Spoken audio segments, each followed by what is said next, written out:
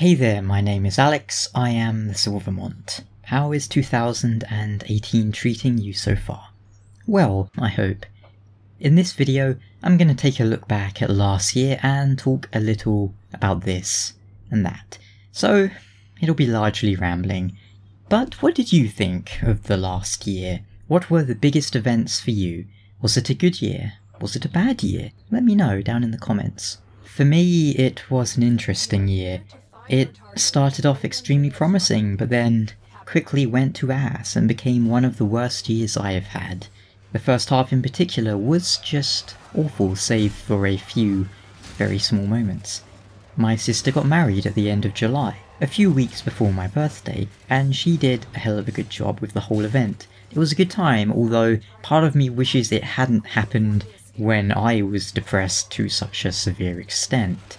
Nice day though, I got to see some people I hadn't seen in a long time.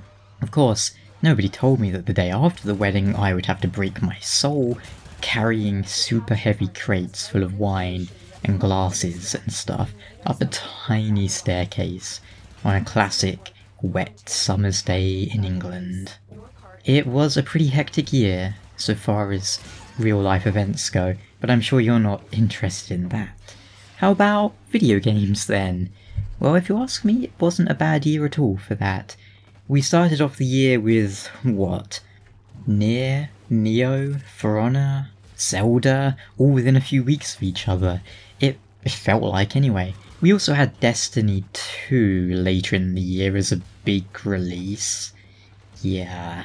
And we got to watch PlayerUnknown Battlegrounds absolutely explode in popularity, something like 20 million or 30 million players. I've played PUBG quite a fair bit, and whilst I enjoy it, I can't see why it has blown up to this extent.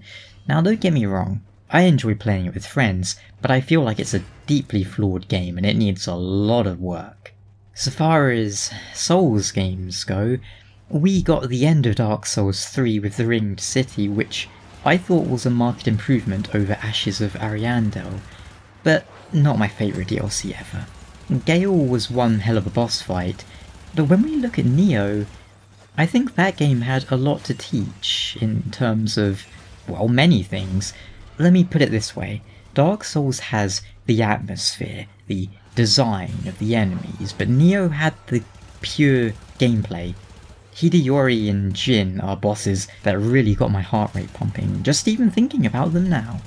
And in its own way, Neo really managed to do some cool things with bosses. Now, would it fit in Dark Souls if we had a cinematic finisher after killing a boss, like with Yukimura and William versus the Nine-Tailed Fox? Probably not, but I feel like FromSoft could implement things like that in a very appropriate manner with a bit of thought and altering things to make them fit, you know? There's many other lessons to take from Neo as well, positive and negative. Maybe I'll make a whole video on that at some point. Either way, if you are a fan of the Souls games, I would definitely advise picking up Neo. It's on Steam now too. The game has its problems, but there are many excellent things to take note of. There was another Souls clone in 2017 as well, The Surge. That's not one I've played, and just to point out, when I call Neo and Surge Souls clones, I don't mean that in a derogatory way.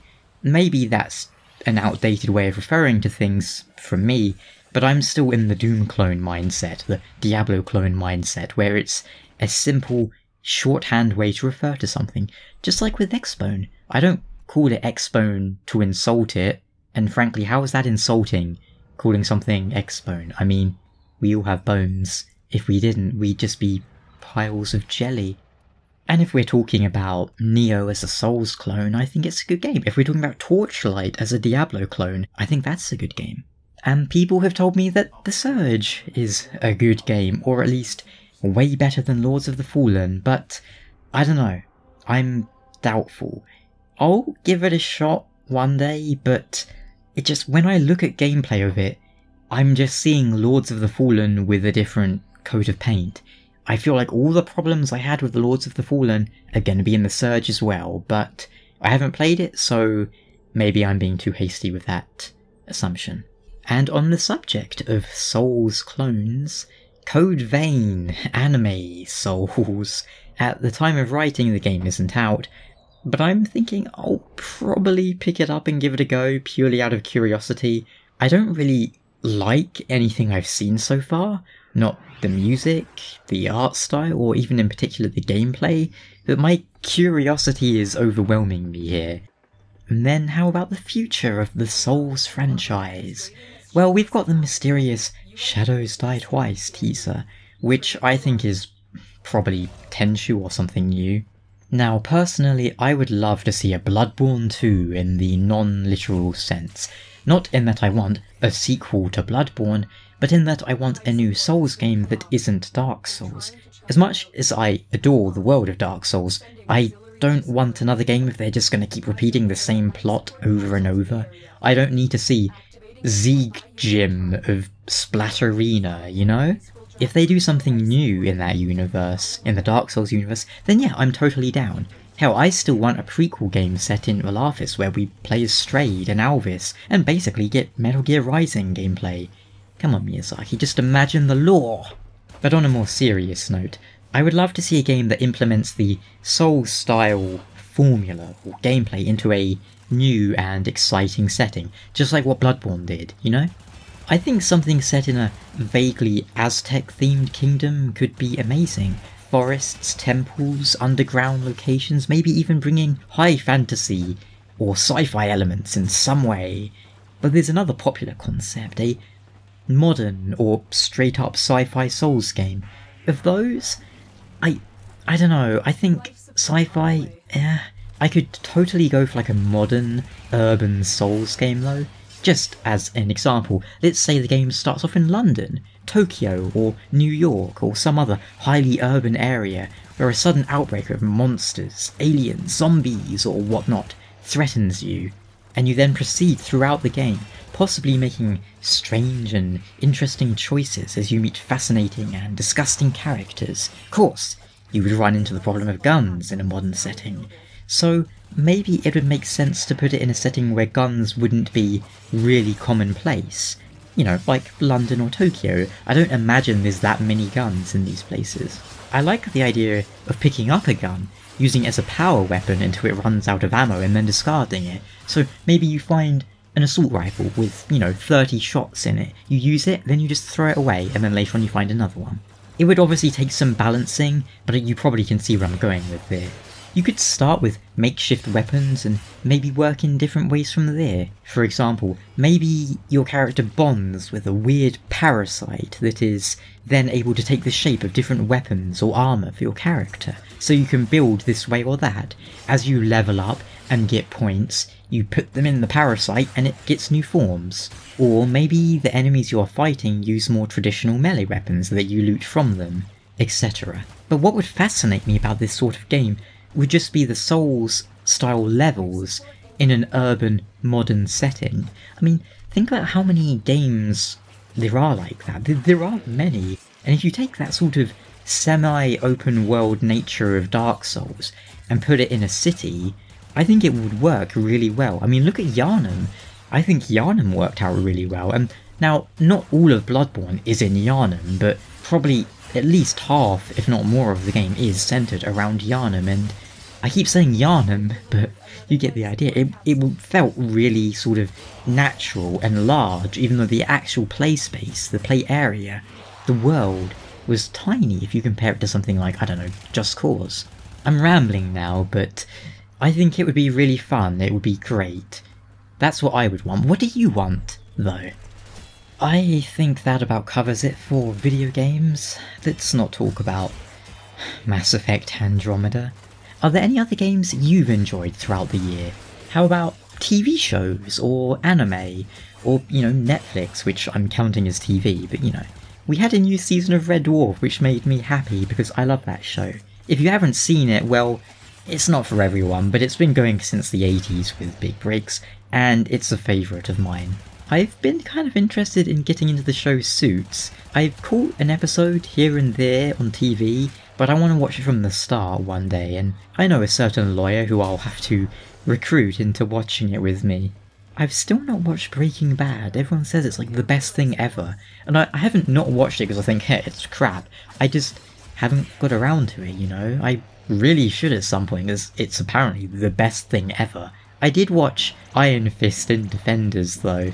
I wasn't really that interested in them. I guess they were fine for casual watching. And then there's Game of Thrones, but... Oh, what about anime? We had Berserk. Let's not talk about the Berserk anime. I feel like we had some JoJo too, but I don't know if that was 2017 or 2016. I've been a fan of JoJo for, oh god, over a decade now actually. So I'm always down to watch the Joestars.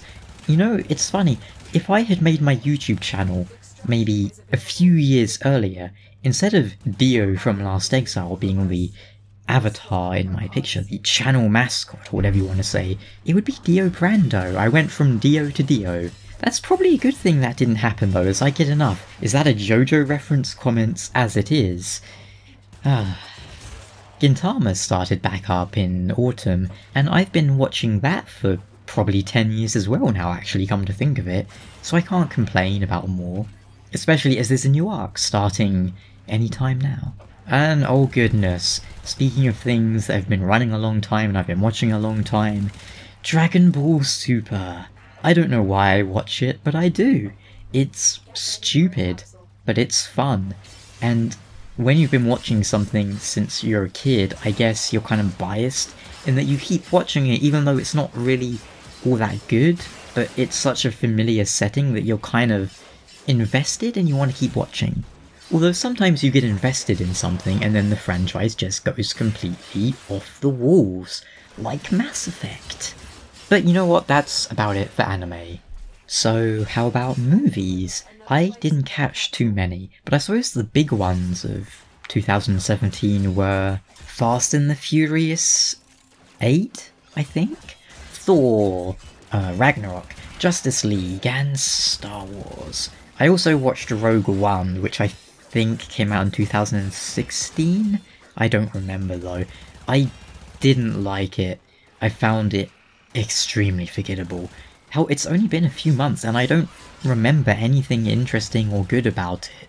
Now, I will admit, I love the Fast and the Furious movies. I don't know why, but they appeal to me and I find them really fun, even if they all kind of blend together. And if you said, oh, which movie did The Rock and Vin Diesel fight in? I would guess 5, but honestly, like 5, 6, 7, and 8 are all kind of the same thing in my mind. It's like, oh, that was the one with, what's his face in? Jason Statham. Jason Statham? Thor was very different to the first two Thor movies, and even if there were some really blatant made-for-trailer shots, I thought it was an alright movie, by and large. The biggest problem I've had with many of the Marvel movies is how visually flat they are, and how forgettable the action scenes are.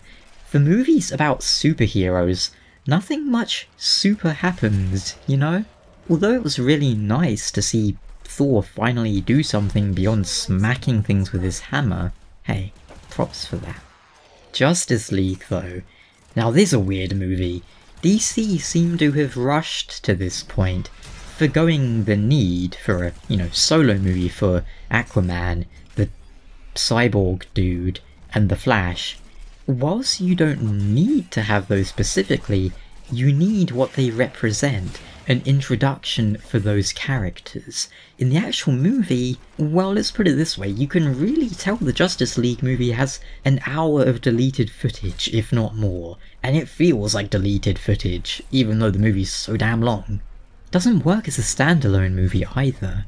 It has many other problems too, such as the main villain being the lamest, most generic blob I've ever seen. I challenge anyone to describe the villain beyond big guy with an axe. Weirdly enough, the film has no real identity. I don't really like Man of Steel or Batman vs Superman, but they had a visual style to them which gave them an identity.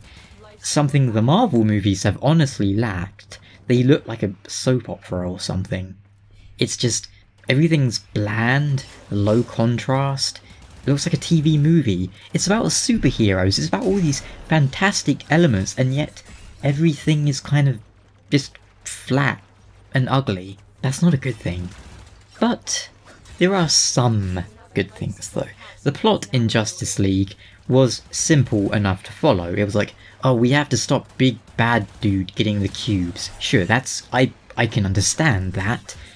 It wasn't completely incomprehensible like Batman vs Superman, where the plot is Superman needs to be held accountable, but then we're just going to drop that plot line. We're literally going to explode that plot line and never mention it again.